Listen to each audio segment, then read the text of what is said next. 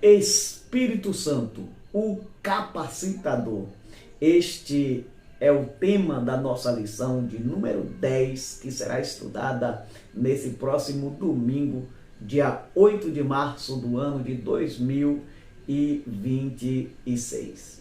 Na lição de hoje, já na nossa introdução, o nosso comentarista deixa claro que teremos aqui ou veremos uma abrangência funcional do Espírito Santo que vai além da regeneração do homem, distribuindo dons, guiando a igreja e confirmando o testemunho do Evangelho de nosso Senhor Jesus Cristo, com operações de manifestações sobrenaturais, operações de maravilhas, com o objetivo de dar crescimento e sustentação à igreja enquanto nós estivermos na terra. E aí eu trago aqui para nossa meditação um texto que nós encontramos no Evangelho de Marcos, capítulo 16, versículos do 15 ao 20, que vai nos dar mais ou menos a ideia desse trabalho, desse mover, desse agir, desse capacitar do Espírito Santo de Deus na vida do crente, na vida da igreja como um todo. Que diz assim: e disse-lhes: ide por todo o mundo, pregai o evangelho a toda criatura. Quem crer e for batizado será salvo, mas quem não crer será condenado. E estes sinais, disse Jesus, seguirão aos que crerem. Em meu nome expulsarão os demônios, falarão novas línguas, pegarão nas serpentes, e se beberem alguma coisa mortífera, não lhes fará dano algum. E porão as mãos sobre os enfermos e os sararão. Ora, o Senhor Jesus, depois de lhes ter falado, foi recebido no céu e assentou-se à direita de Deus. E eles, tendo partido, pregaram por todas as partes, cooperando com eles o Senhor e confirmando a palavra com os sinais que se seguiam. Amém.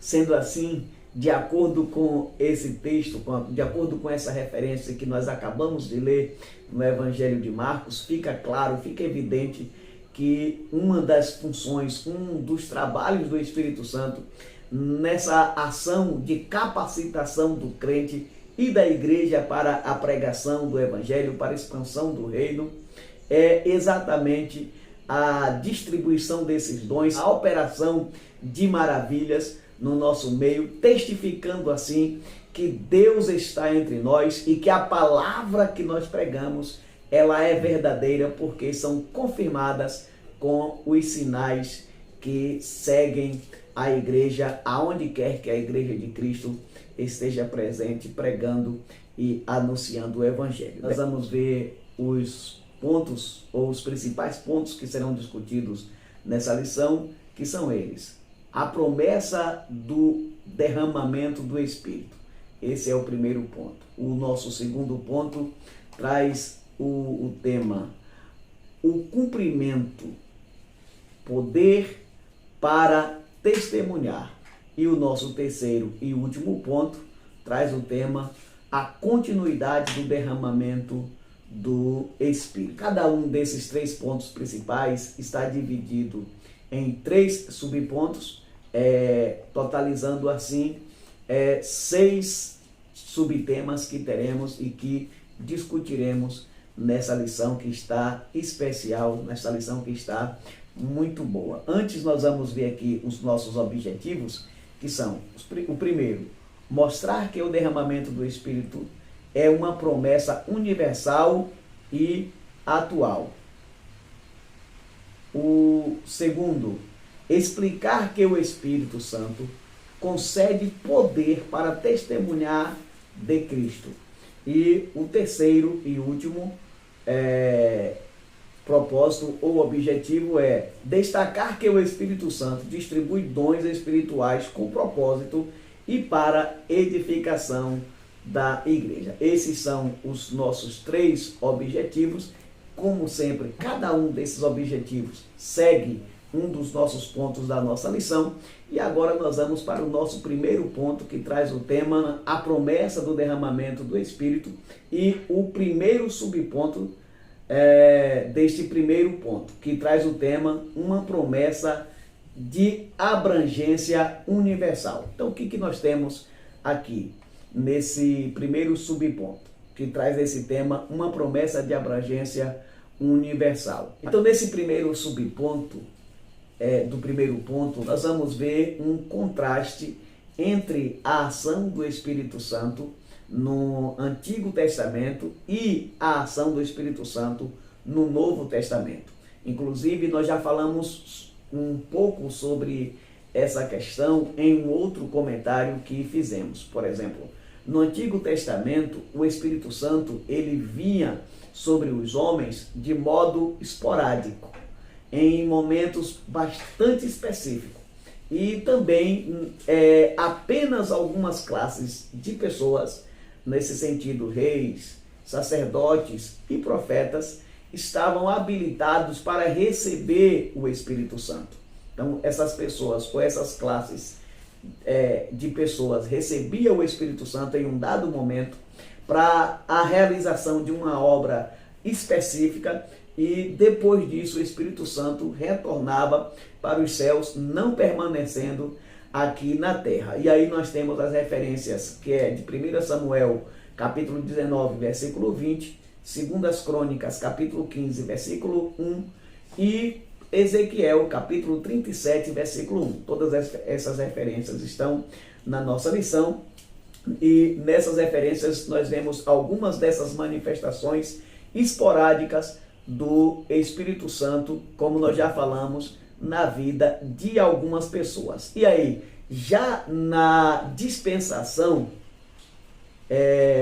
prevista pelo profeta Joel, que também nós podemos chamar na dispensação do Espírito, já na nova aliança, o Espírito Santo ele é derramado de forma abundante e universal.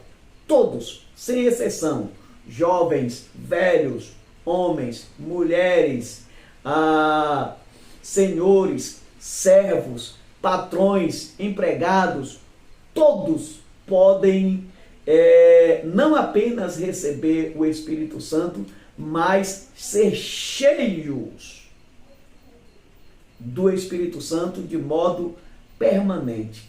Todos que invocarem o nome do Senhor com o coração contrito podem e estão habilitados para receber a presença do Espírito Santo. Não mais esporadicamente, mas de modo permanente. Uma vez que o Espírito Santo possui a vida da pessoa, possui a vida do indivíduo e enche esse indivíduo, capacita esse indivíduo para o exercício da obra do reino de Deus, esse Espírito Santo permanece na vida do indivíduo, permanece na vida dessa pessoa, permanece na vida da igreja até os últimos dias. E aí nós temos aqui algumas referências que também está na nossa lição, que é Mateus capítulo 3, versículo 11, Marcos capítulo 1, versículo 8, Lucas capítulo 3, versículo 16, João capítulo 1, versículo 32 e 33 e Joel capítulo de número 2, versículo 32. São as referências que nós encontramos na nossa lição como base e confirmação dessa visão, desse processo, desse contraste entre a ação do Espírito Santo no Antigo Testamento para a ação do Espírito Santo já no Novo Testamento, nessa nova aliança, naquilo que nós chamamos também, e eu vou repetir porque eu já falei isso uma vez e agora repito, dispensação ou na dispensação do Espírito. Agora a gente passa para o nosso segundo subponto, ainda do primeiro ponto, né? Que traz o tema uma promessa com ação sobrenatural. Aqui nós vemos que as profecias, as visões, revelações, sonhos, operações de maravilhas, curas e as línguas, entre outras manifestações do Espírito, são manifestações visíveis do Espírito Santo e servem para demonstrar a ação de Deus no meio da igreja. para reavivar a fé dos crentes em Cristo Jesus, edificar a igreja e glorificar a Deus e ao seu Cristo. Esses, no caso, são os propósitos, os objetivos pelos quais o Espírito Santo se manifesta no nosso meio, trazendo sobre nós e através de nós essas operações sobrenaturais, demonstrando assim que nós não estamos sós. Nós estamos pregando o Evangelho de Cristo e Cristo, por meio do Espírito, está entre nós e por isso o Espírito Santo se manifesta trazendo, realizando essas operações. E aí nós temos as referências que também está na nossa lição, que é 1 Coríntios capítulo 14, versículo 26, Romanos capítulo 8, versículo 14 e 2 Coríntios capítulo 3, versículo de número 17. Aqui, uma segunda questão que precisamos abordar nesse nosso comentário é que o nosso comentarista chama a atenção para a necessidade que a igreja tem, e aí também o crente individual, não apenas a igreja, mas todos nós, como crentes salvos em Cristo Jesus, nós temos uma necessidade de cultivar uma vida de comunhão com Deus, uma vida de santidade e sensibilidade às manifestações do Espírito por meio dos dons sobrenaturais que são distribuídos na igreja. E aí nós temos mais uma referência que também está na nossa lição, que é o 1 Coríntios, capítulo 12, e os versículos 4 ao 7. Terceira questão que a gente precisa abordar aqui nesse segundo subponto do primeiro ponto é a questão de que quando tratamos das manifestações do Espírito Santo, precisamos ter em mente que essas manifestações, elas são imitáveis. Aqui não é um comentário do nosso escritor, da nossa lição, aqui é um comentário extra que eu estou fazendo. Eu entendo que quando nós abordamos essas questões, nós precisamos tratar dessas manifestações que são imitações, que são manifestações aparentes e que podem ser, no caso, uma ação puramente humana, alguns homens maliciosos, maldosos, mal intencionados, ou às vezes distraídos, enfim, por alguma razão pode tentar imitar essas operações, ou pode ainda acontecer uma operação maligna, uma operação do mal, imitando essas operações do Espírito Santo. Por isso o crente precisa vigiar nesse sentido. E aí é por essa razão que eu trago aqui esse comentário. Portanto, nós devemos tomar muito cuidado para não cairmos em engodo espiritual. Porque enquanto a ação do Espírito visa edificar a igreja, fortalecer a fé e glorificar a Deus, o espírito do engano objetiva escarnecer ou escandalizar a igreja, minar a fé do cristão, relativizar a vida de santidade e afastar o crente de Deus e glorificar o próprio homem. Aqui são algumas dos objetivos que o espírito de engano, às vezes do próprio homem e às vezes do espírito maligno, carrega consigo ao imitar as manifestações do Espírito Santo. E aí eu trago aqui um texto da primeira epístola de João, capítulo 4, versículo 1, que diz assim: Amados, não creais a todo o espírito, mas provai se os espíritos são de Deus, porque já muitos falsos profetas se têm levantado no mundo. Então, esse não foi um comentário que a gente encontra na nossa lição, aqui é um acréscimo que eu estou fazendo, e vou repetir mais uma vez, porque eu entendo a necessidade de despertarmos a igreja para uma manutenção da nossa vigilância, para que o inimigo não entre no nosso meio e atrapalhe o serviço, o trabalho da igreja e assim, consequentemente, frustre o desenvolvimento do reino de Deus. Então nós precisamos buscar de Deus também um dom espiritual, que é o dom de discernir os espíritos, e também comparar essas manifestações com o que está escrito na poderosa palavra de Deus, de modo que não sejamos enganados e que possamos preservar a igreja de Jesus Cristo desses enganos e desses males, e que possamos continuar crescendo na unção, no poder, na ação do Espírito Santo de Deus, que está entre nós e opera maravilhas em nosso meio. E aí nós vamos então agora para o nosso terceiro e último subponto desse primeiro ponto, que traz o tema uma promessa para os últimos dias. Nesse subponto nós vamos ver que por ocasião da efusão do Espírito na igreja primitiva e todo o alvoroço causado pelo movimento pentecostal nascente ali na inauguração da igreja, Pedro, encorajado pelo Espírito Santo, traz uma mensagem poderosa, onde ele explica o fenômeno sobrenatural que estava acontecendo diante dos olhos da multidão reunida ali em Jerusalém.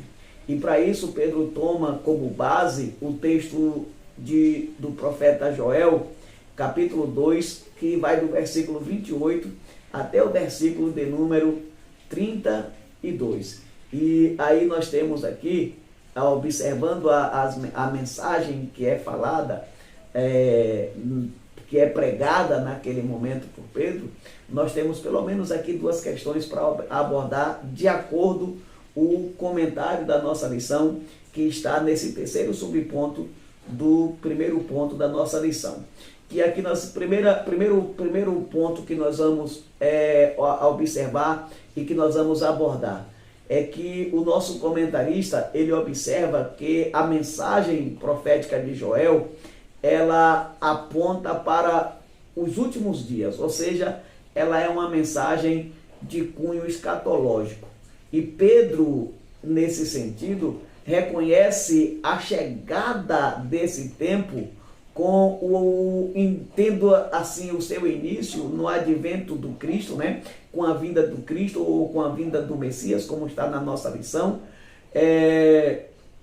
que começa ali no processo de concepção miraculosa, encarnação do Verbo, e que vai se culminar com o derramamento do Espírito sobre os crentes naquele dia de Pentecostes. Então, Pedro, quando ele toma essa profecia de Joel para explicar aquilo que estava acontecendo, para falar daquele fenômeno que estava se passando ali na cidade de Jerusalém, no dia de Pentecostes, a ideia do nosso comentarista é que Pedro está reconhecendo que ali nós tínhamos chegado, de fato, no que seria o início dos últimos tempos, no início dos últimos dias. Por que o nosso comentarista diz isso? Exatamente porque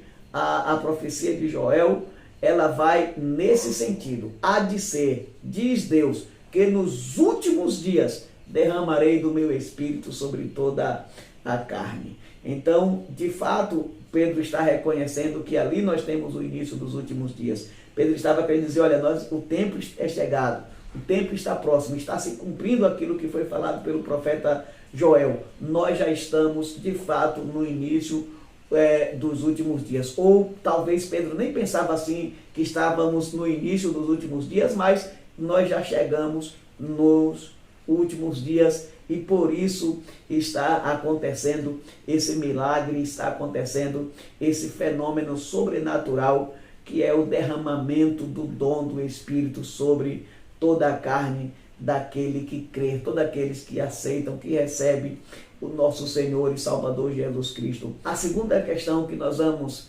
abordar ainda nesse terceiro subponto do primeiro ponto é que Pedro vai trazer uma mensagem que vai na contramão, que vai ao contrário daquilo que defende os cessacionistas. Porque Pedro, ele é claro como a luz do sol do meio-dia. Ele começa dizendo, porque a promessa diz respeito a vós, a vossos filhos e a todos que estão longe e tantos quanto Deus, nosso Senhor, chamar. E aí nós temos aqui a referência de Atos capítulo 2, versículo de número 39. O que nós estamos querendo dizer com isso? Lembra que, por que eu estou citando aqui o nome dos cessacionistas? Exatamente porque Pedro, nesse sentido, na sua declaração, como nós acabamos de ler aqui, ele vai demonstrar, ele vai dizer que essa promessa não é uma promessa que se restringe aqueles tempos apostólicos, mas ela é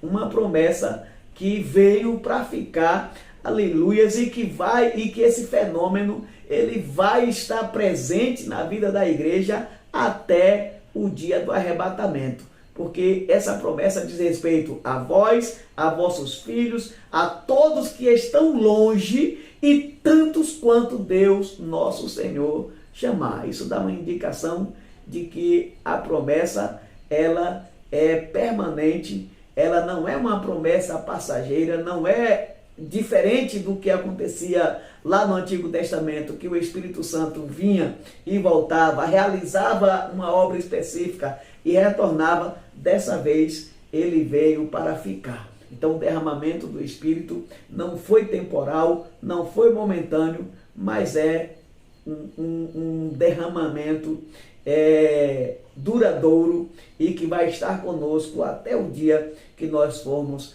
levados para os céus, para estarmos com Cristo Jesus, nosso Senhor. Aqui tem mais uma questão que eu quero falar, que é o seguinte, é que essa promessa, ela é salvífica, porque ela é centrada em Cristo Jesus, ela é pneumatológica, porque é nela que acontece o derramamento do Espírito Santo sobre nós.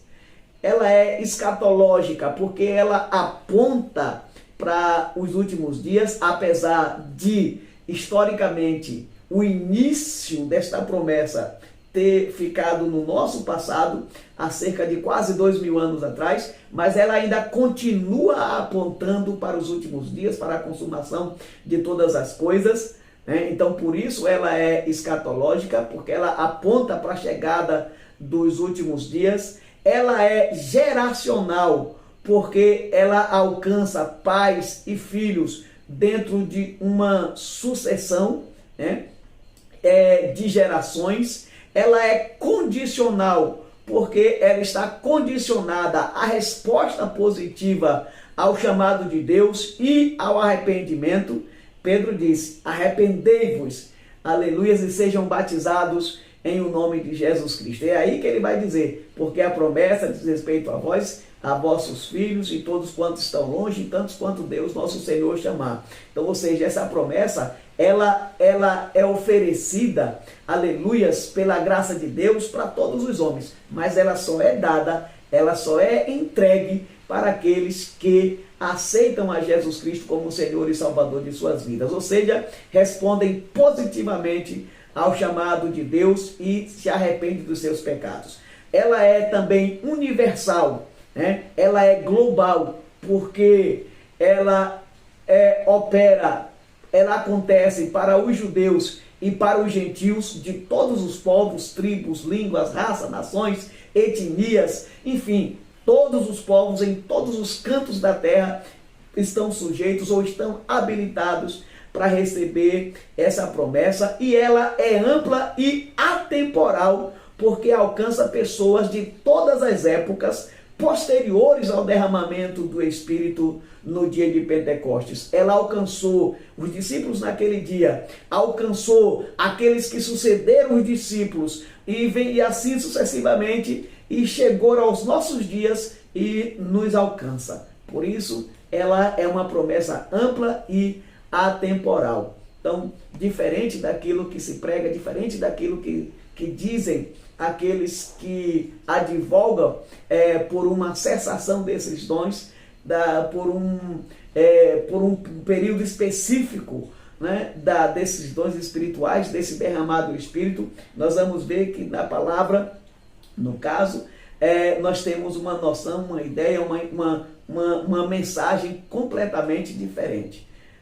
Então, nós podemos nos regozijar em Cristo Jesus, porque nós também estamos dentro dessa promessa e estamos habilitados para receber o Espírito Santo de Deus e para experienciar em nossas vidas, ainda nos dias de hoje, a cura dos enfermos, as línguas estranhas, né, que é o batismo com o Espírito Santo, a expulsão dos demônios, aleluias, enfim, aquele culto pentecostal, cheio da graça, cheio do poder de Deus, cheio do poder do Espírito Santo, porque essa promessa também diz respeito a nós, e diz respeito à Igreja de Jesus Cristo nos 4 cantos desta terra. E agora nós vamos passar para o nosso segundo ponto, que traz o tema o cumprimento, poder para testemunhar.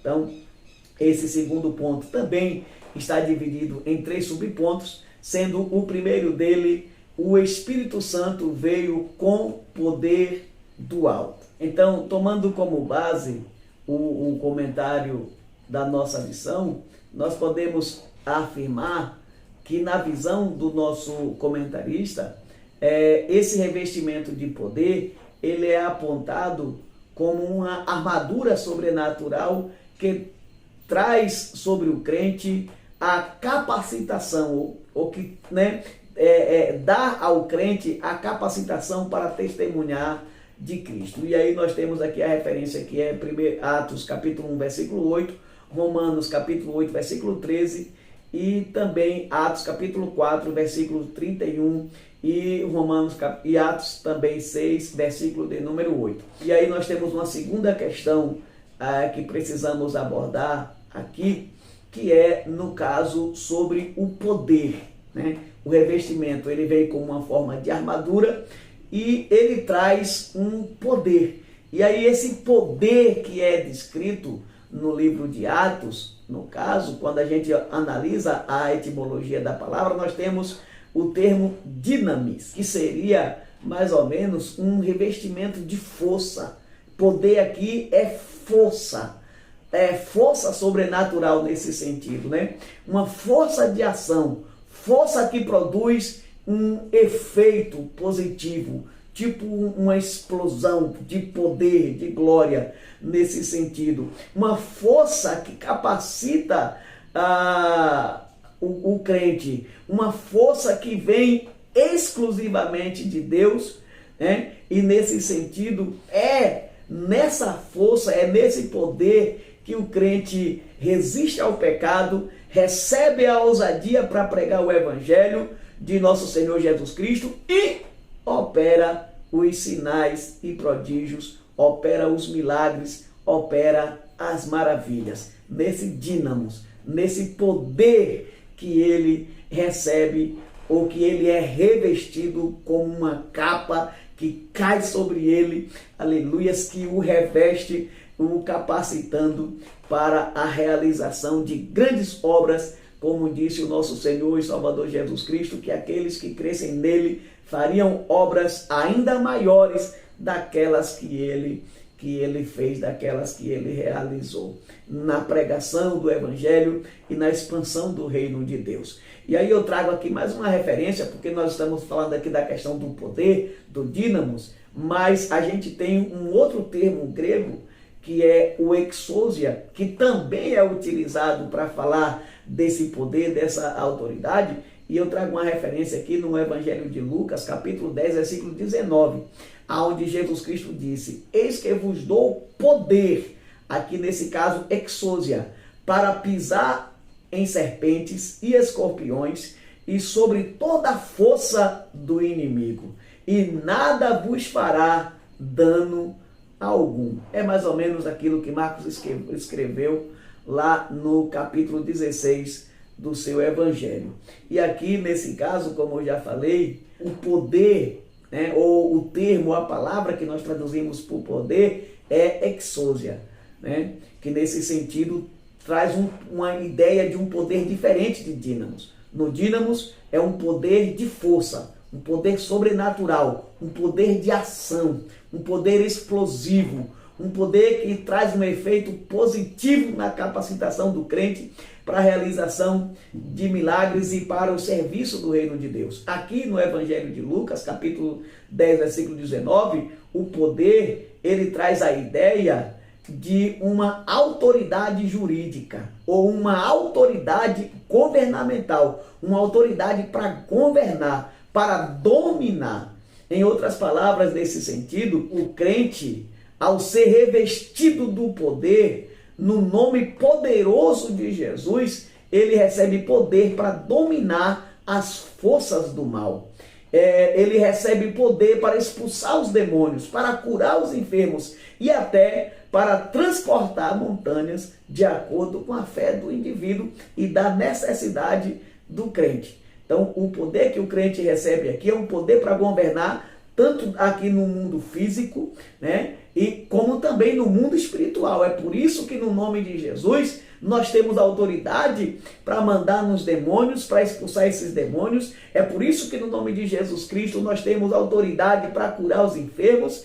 Inclusive, nós temos autoridade no nome de Jesus até para ações na natureza. A exemplo de Jesus Cristo, né, que fez o mar se acalmar durante a tempestade, e também fez uma figueira secar da noite para o dia, como que se tivesse tomado uns 2 anos inteiros de sol escaldante.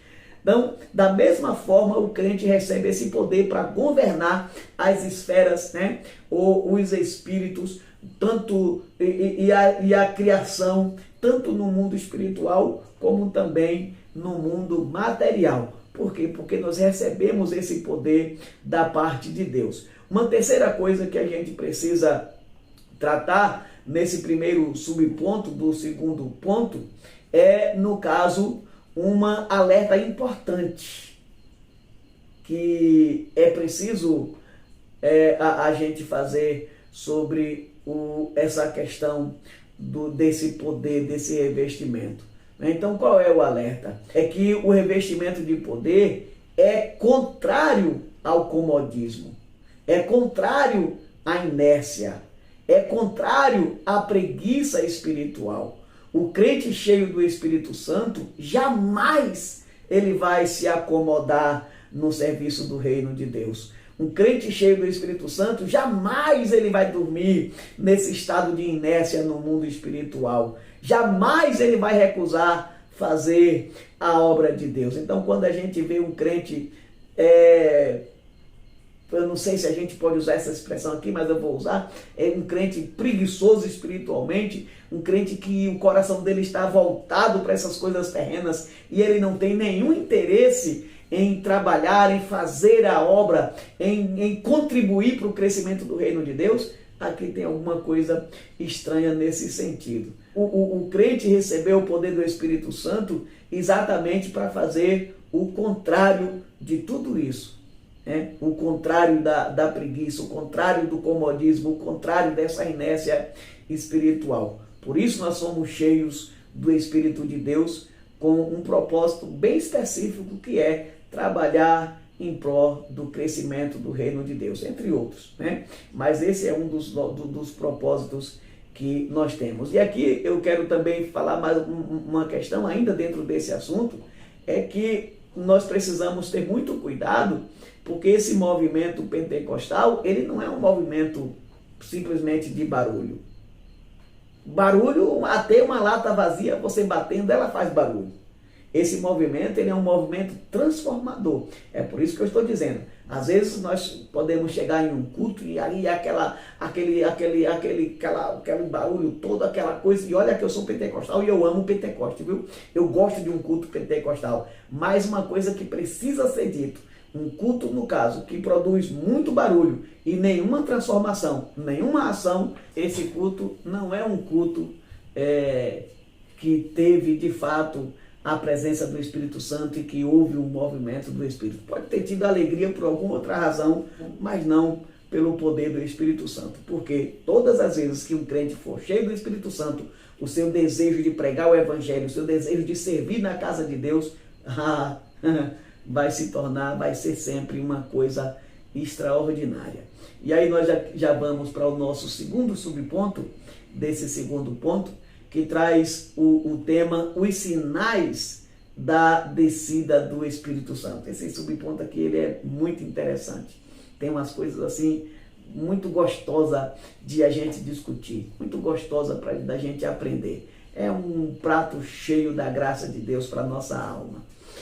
Aqui, nesse segundo subponto, o nosso comentarista, ele aponta dois fenômenos que marcaram sensivelmente a chegada do Espírito Santo. Quais são esses fenômenos? O som, como de um vento veemente e impetuoso, e as línguas repartidas como que de fogo. E aí, para isso, nós temos a referência do livro de Atos, capítulo 2, e os versículos 2 e 3, que também estão na nossa lição. Então, baseado no comentário que encontramos na nossa lição, nós podemos dizer que esses sinais não são fenômenos naturais. O som, por exemplo, que veio do céu. Por que ele veio do céu? Porque ele identifica a origem do fenômeno. Esse fenômeno é o Espírito que está chegando. Esse Espírito é divino. Ele chega de onde? Ele chega dos céus. Ele é sobrenatural. E aqui, no caso, esse som, ele é um fenômeno, ele é uma ação do Espírito e não um fenômeno meteorológico que encheu toda a casa. E aqui o sentido de encher toda a casa significa dizer que a ação do Espírito foi total, já demonstrando a universalidade dessa manifestação, desse mover, desse agir, desse derramar ou desse derramamento do Espírito sobre a vida do crente.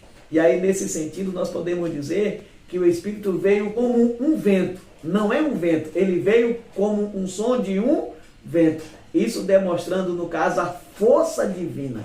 O vento veemente e impetuoso, nesse sentido, né? Demonstrando a força divina, numa ação poderosa e irresistível e soberana do Espírito Santo, que dá vida, que impulsiona, que move a igreja para o cumprimento da sua missão aqui na terra, que é a pregação do Evangelho.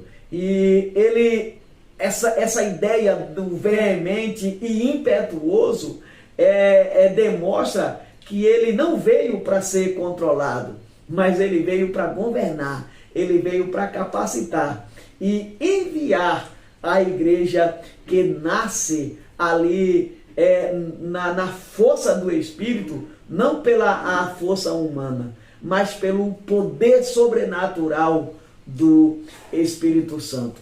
E se tratando das línguas repartidas como de fogo, nós podemos observar que nas Escrituras o fogo representa sempre a presença de Deus, representa a santidade, como o nosso comentarista diz. Representa também purificação, mas ainda representa revelação, juízo e consagração. Então o fogo ele traz todas essas ideias, ele traz todas essas representações no caso. E no dia de Pentecostes, quando o Espírito Santo caiu sobre a igreja, o fogo ele não destrói, não é um fogo de juízo, não é um fogo que mata, não é um fogo que consome, pelo contrário, ele é um fogo que consagra, que capacita e santifica a igreja de Jesus Cristo. O Espírito Santo, nesse caso que habita no crente, purifica-o e separa-o para o serviço do reino de Deus. Então, apesar das várias representações do fogo, o que desce ali, representado nas línguas, é um fogo purificador, é um fogo que dá vida, é um fogo, aleluias, que santifica e que prepara e que habilita o crente para o serviço do reino de Deus. Então, nesse sentido, as línguas que são repartidas ali e que pousa sobre cada um dos crentes, dos discípulos que estavam no recinto, a gente pode dizer que o Espírito não está mais restrito, essa é a ideia, essa é o significado, que o Espírito não está mais restrito aos líderes específicos, como nós vimos lá no Antigo Testamento. Quem era que estava habilitados para receber esse Espírito, essa presença de Deus? Reis, vou repetir, sacerdotes e profetas. Mas aqui não. Aleluias. Aqui o Espírito é derramado sobre toda a carne.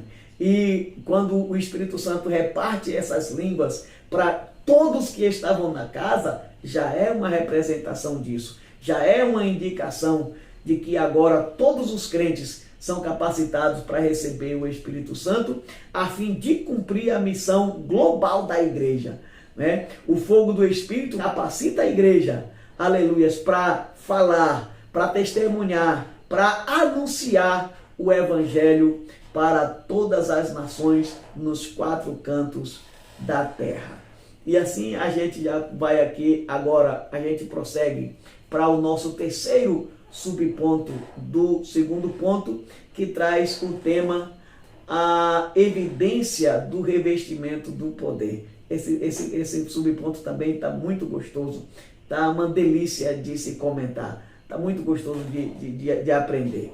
Nesse subponto, nesse caso, há 3 questões que devemos discutir. Quais são essas questões que nós devemos discutir aqui? A primeira é sobre a evidência física visível do batismo no Espírito Santo, que é o falar em línguas.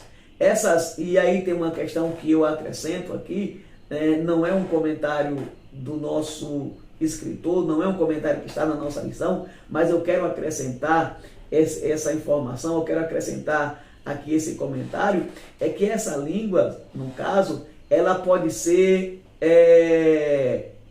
outras línguas humanas, faladas em outros países, em outros lugares ou em outros povos, e você fala sem nunca ter aprendido aquela língua. Então, inclusive, tem uma questão aqui de glossolalia e xenolalia, mas eu fiz uma pesquisa e não encontrei muito essa questão da xenolalia. Mas, na prática, pelos textos e as referências que nós temos aqui, Atos capítulo 2 e 1 Coríntios capítulo 14, nós vamos observar que há essa distinção, há essas 2 formas do falar em línguas. Ou, no caso, você fala em uma língua humana de outro povo que você não aprendeu, mas pelo Espírito você fala, ou então você fala numa língua estranha que é inteligível aos homens. Capítulo 14 de 1 Coríntios, Paulo diz que quem fala em línguas estranhas fala a Deus e não aos homens, porque fala em mistério. E aqui na questão das línguas estranhas tem uma coisa que é interessante, porque é que outros homens não entendem. Os anjos também não entendem. Os espíritos demoníacos também não entendem, porque é uma língua específica pela qual o crente fala diretamente com Deus. Então, se tratando dessa manifestação ou dessa evidência física inicial do batismo com o Espírito Santo, nós temos essas 2 divisões, essas 2 questões. O crente ele pode falar em outras línguas humanas sem ter aprendido essa língua, ou ele pode falar numa língua que é inteligível aos homens, porque em mistério, em espírito, ele fala diretamente com Deus, segundo os textos que nós trouxemos aqui, as referências, né, de Atos 2 e 1 Coríntios capítulo 14. Contudo, nós podemos afirmar que não há outra forma de evidência. Se alguém foi batizado no Espírito Santo, necessariamente ele vai falar em outras línguas, quer seja línguas humanas que ele não aprendeu, quer seja línguas estranhas, inteligíveis para os homens, né? Mas ele vai falar em línguas. Não há batismo com o Espírito Santo sem o falar em línguas. É isso que o nosso comentarista quer, no caso, apontar nesse terceiro e último subponto do segundo ponto.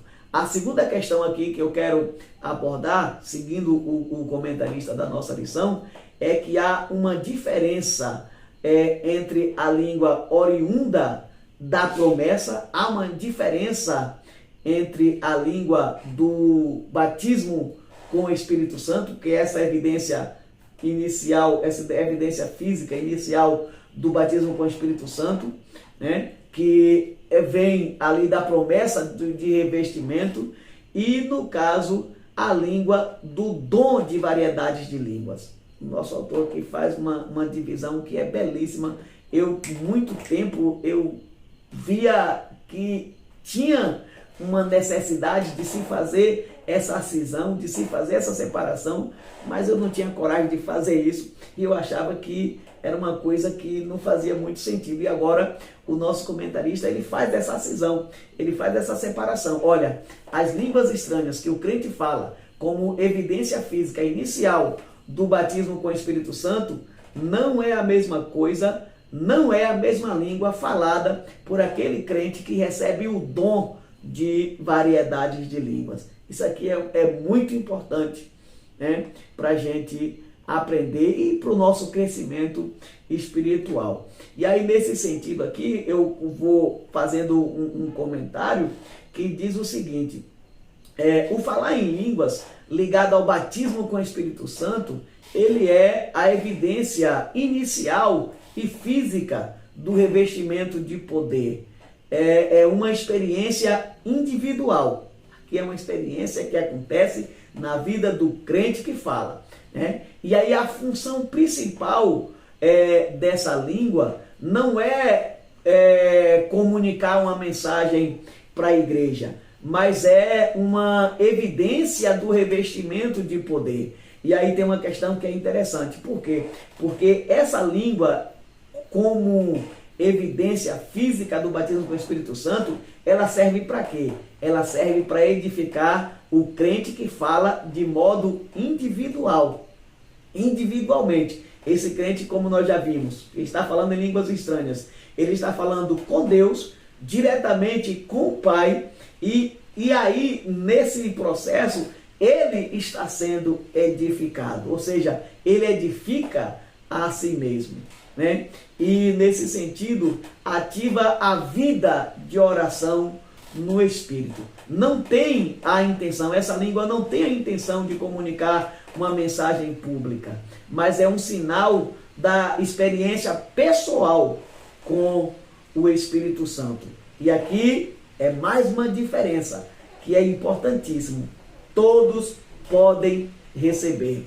As línguas que vêm, que são evidências físicas iniciais do batismo com o Espírito Santo, todos os crentes salvos em Cristo Jesus, sem a exceção de ninguém, e está ligada a essa promessa universal. Por isso que eu falei das línguas da promessa de revestimento, porque ela está ligada a essa promessa universal, que nós encontramos em Atos capítulo 2, versículo 39.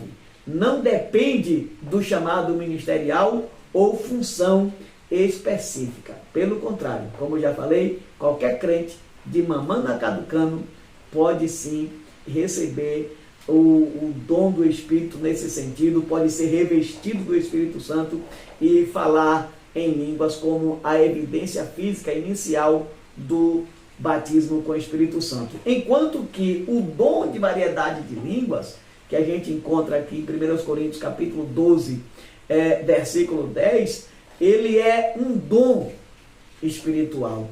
Não é uma evidência inicial do batismo com o Espírito Santo. E ele é concedido soberanamente de acordo com a vontade do Espírito Santo. Ou seja, ele é concedido soberanamente pelo Espírito Santo. E aqui está o gancho: nem todos os crentes podem receber, ou nem todos os crentes recebem. Por quê? Porque quem faz essa distribuição dos dons é o Espírito Santo, de acordo com a sua própria vontade, e nós vamos ver no comentário mais adiante, de acordo com aquilo que cada um é útil no reino de Deus. Então, essa variedade de línguas, que é o dom, ou essas línguas que vem desse dom de variedade de línguas, ele é bastante específico e ele é dado a pessoas específicas de acordo com a vontade do Espírito Santo. E aí a gente vê que esse dom, ele tem a finalidade diferente das línguas como evidência física inicial do batismo com o Espírito Santo. ele tem uma finalidade pública, ele tem uma finalidade de uma comunicação, uma finalidade comunitária. Por quê? Porque quem fala, quem traz o dom, ou quem tem o dom de variedade de línguas, traz esse dom ou usa esse dom para a edificação da igreja. Ele traz uma mensagem de comunicação espiritual. E nesse sentido, como o nosso comentarista diz, ela deve ser sempre acompanhado de um intérprete. Se alguém vai falar, né, de acordo ou por meio do dom da variedade de línguas, para trazer uma comunicação para a igreja, para a edificação da igreja, é necessário que haja o intérprete. E às vezes a própria pessoa que fala também é o próprio que interpreta. Isso aqui é muito interessante. E seguindo aqui o nosso comentário, né, o dom de línguas não é um sinal do batismo. Ele não é mais aquele sinal da evidência física do batismo com o Espírito Santo, mas ele é um instrumento ministerial. Ou seja, quem exerce o dom de variedade de línguas, exerce um ministério espiritual no meio da igreja. Não é uma evidência ou uma experiência espiritual pessoal do crente. Pelo contrário, traz uma ideia, traz uma conotação comunitária, traz uma ideia de uma prestação de um serviço ao reino de Deus, para falar com a igreja como um todo. E aí a gente pode dizer, concluindo essa questão, que todo batizado no Espírito Santo, ele fala em línguas, mas nem todo crente tem o dom de variedade de línguas. O falar em línguas do batismo é um sinal de poder. O falar em línguas do dom de variedade de línguas é um instrumento para a edificação da igreja. Isso é muito importante. A terceira questão que eu quero abordar aqui, e aí a gente já passa para o nosso terceiro e último ponto principal, é que não se pode confundir o ato de imersão do crente no corpo de Cristo. Isso aqui também é importante, viu?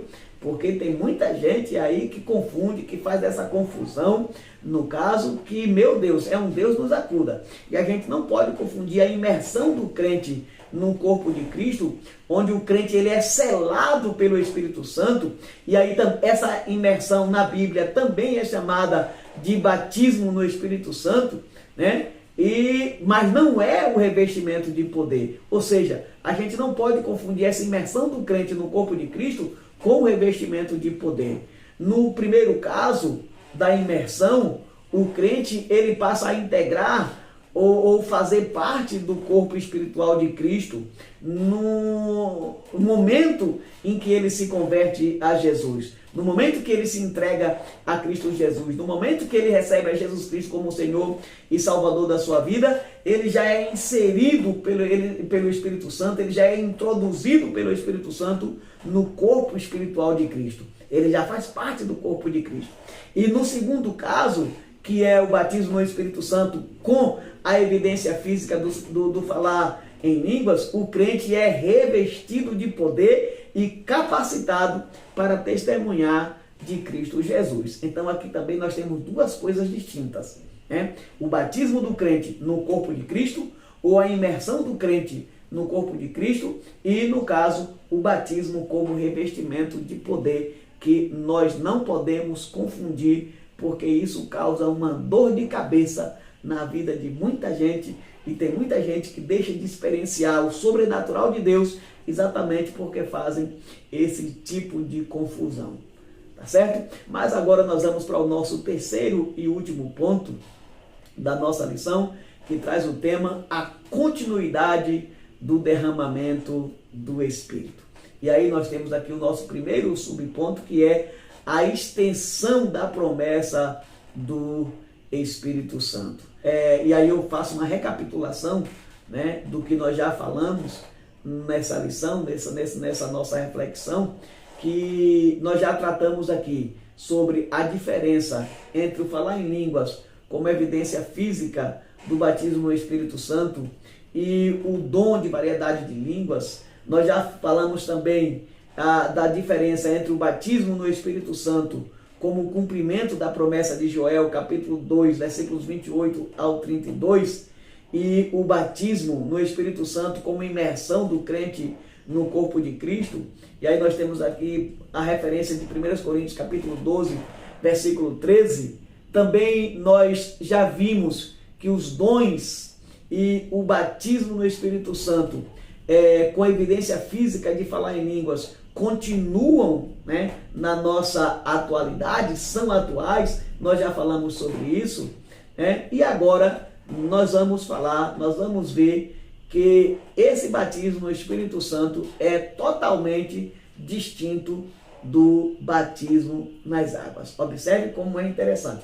Observe como tem várias questões, várias nuances que precisam ser compreendidas nessa ação desse Espírito Santo, o capacitador, né? Essa ação de capacitar, essa ação de mover o crente em direção ao serviço do reino de Deus. O comentarista aborda essa questão com os exemplos, no caso, do que aconteceu na casa de Cornélio e do que aconteceu em Samaria e em Éfeso. Aqui são dois exemplos clássicos que vão demonstrar a distinção entre o batismo com o Espírito Santo e, no caso, o batismo nas águas. Na casa de Cornélio, por exemplo, enquanto Pedro falava, a gente viu que o Espírito Santo caiu sobre todos os que estavam ali na casa, e eles foram batizados com a evidência física do falar em línguas. Já no caso de Samaria e Éfeso,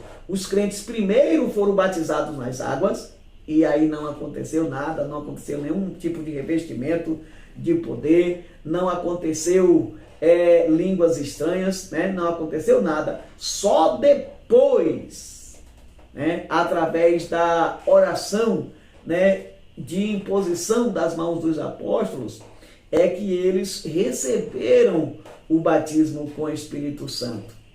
Então aqui nós temos as referências de Atos capítulo 10, versículos 44 ao 46, Atos capítulo 8, versículo 15, 16 e o 19, versículos do 2 ao 6. Vão demonstrar, através dessas passagens que nós falamos aqui, desses fenômenos, desses eventos que nós tratamos, que há uma diferença. Então não tem como dizer que o batismo com o Espírito Santo é o batismo nas águas, que o revestimento do poder é quando o crente desce às águas. Pode até ser que no mesmo momento que o crente for batizado nas águas, eu já vi isso acontecer, ele seja batizado com o Espírito Santo, mas não é a mesma coisa.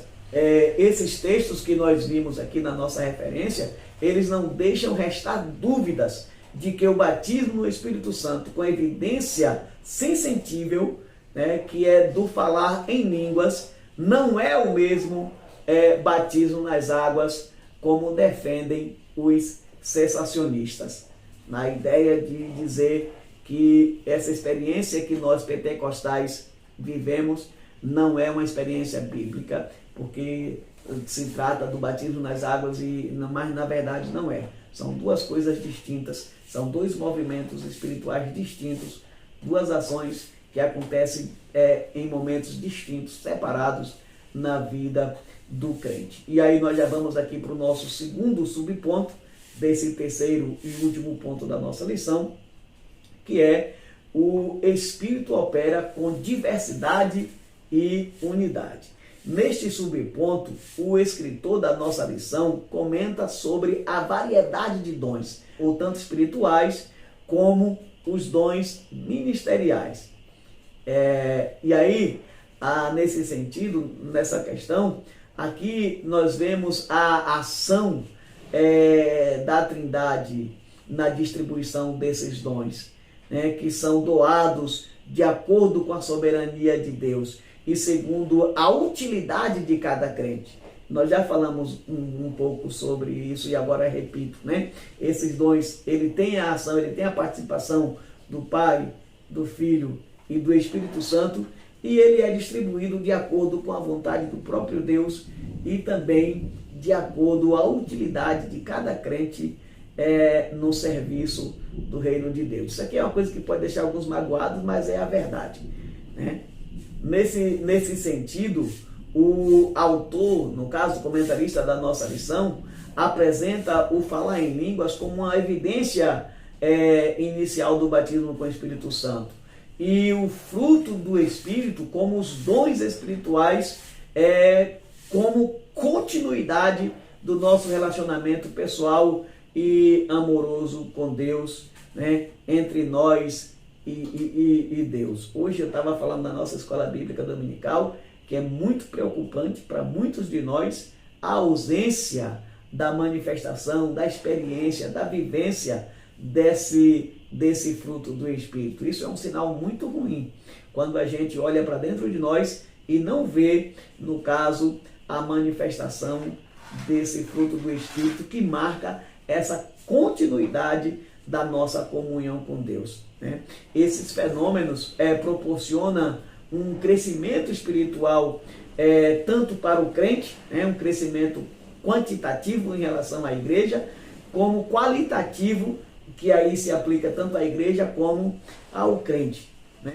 Pelo o Espírito Santo tendo, no caso, o próprio Cristo como a nossa cabeça desse nosso corpo espiritual, que é a igreja. E agora chegamos no nosso terceiro e último subponto, que traz o tema: o Espírito distribui dons com propósito. E aí, nesse sentido, nós temos três fenômenos, no caso, para serem observados aqui no comentário da nossa lição, né? Para que possamos exercer com sabedoria os dons espirituais e os ministeriais, e fazer tudo para a glória do nome de Jesus. Quais são as três questões que nós vamos abordar aqui? A primeira questão, nesse sentido, né, é que a distribuição dos dons, ele segue dois critérios que são exclusivos do Espírito Santo, ou seja, exclusivos da Trindade, né, do Pai, do Filho e do Espírito Santo. Ele vai seguir aqui esses dois critérios. Quais são esses critérios? O primeiro é que o Espírito Santo considera as habilidades intrínsecas da personalidade do crente, ou de cada crente, né, para lhe dar o dom que melhor aproveita essas habilidades naquilo que ele for útil na casa de Deus. Então é a primeira questão. O Espírito Santo, ele vai, aleluias, ele vai dar o seu dom, né? Ele vai distribuir esses dons olhando essas habilidades intrínsecas de cada personalidade. E aí, de acordo com essas habilidades, ele vai dar esse dom para aquilo que aquela pessoa, no caso, pode ser mais útil na casa de Deus. E o segundo critério é que o Espírito Santo, ele é soberano. E aí ele faz essa escolha e essa distribuição como ele quer, né? Ele distribui os seus dons como quer, no caso, como melhor lhe aprouver, né? Então não se trata, quando eu falo sobre isso, né, eu gosto de deixar claro que nesse caso não se trata da vontade do crente, mas da vontade do Espírito Santo. Não se trata de saber fazer, mas de quem o Espírito escolhe para fazer, porque ele é soberano. Veja bem, quais foram os critérios que eu falei? Primeiro, o Espírito Santo observa as habilidades intrínsecas de cada crente. E aí, de acordo com a utilidade desse crente, ele vai dar um dom para esse crente, seja ele espiritual ou ministerial. Segundo, o Espírito Santo é soberano. E aí ele faz as coisas como ele quer, não é como nós queremos. Como diz a palavra de Deus, não depende de quem corre, não depende de querer, não depende de saber fazer, mas depende do Espírito Santo, que escolhe o crente segundo a sua própria e soberana vontade. E o terceiro, ou a terceira questão que nós vamos abordar aqui, é que os dons não são para a glória do crente. Isso precisa ficar bem claro. Inclusive, nós temos muitos problemas na igreja que são oriundos dessas questões. Algumas pessoas confundem essa ministração desses dons espirituais e ministeriais e, no caso, esses dons, eles não são distribuídos para a glória do crente. Eles são, na verdade, para a glória de Deus. Não são para autopromoção, mas são para a edificação da igreja. Não são para ganhos pessoais, mas são para o crescimento e desenvolvimento do reino de Deus. E aí nós temos um problema sério nessa questão, porque aqui nós temos os showmen, né? Nós temos os gurus espirituais, né? Nós temos os mercadores da fé, que se utilizam desses dons, ou pelo menos da aparência, das imitações desses dons, né? E às vezes são habilidosos nesse sentido, né? Mas eu posso afirmar aqui categoricamente que não são de Deus e suas recompensas não tardam de chegar. Quanto a esses indivíduos, quanto a essas pessoas, Judas falou uma coisa que é tenebrosa. Judas só tem um capítulo, né? Judas, versículos 12 e 13. Ele diz: estes são manchas em vossas festas de amor, banqueteando-se convosco e apacentando-se a si mesmo, sem temor. São nuvens sem águas, levadas pelo vento, de uma para outra parte. São como árvores murchas, infrutíferas, 2 vezes mortas, desarraigadas, ondas impetuosas do mar, que espumam as suas mesmas abominações, estrelas errantes, para os quais